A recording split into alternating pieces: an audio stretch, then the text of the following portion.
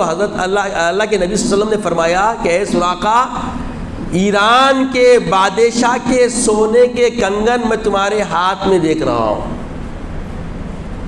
کیا بولے؟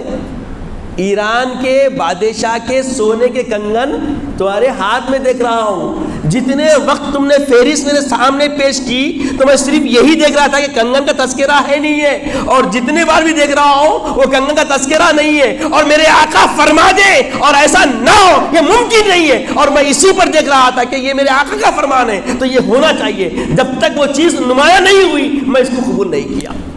اللہ اکبر! یہ عقیدے فکر دی جا رہی ہے، یقین کس پہ؟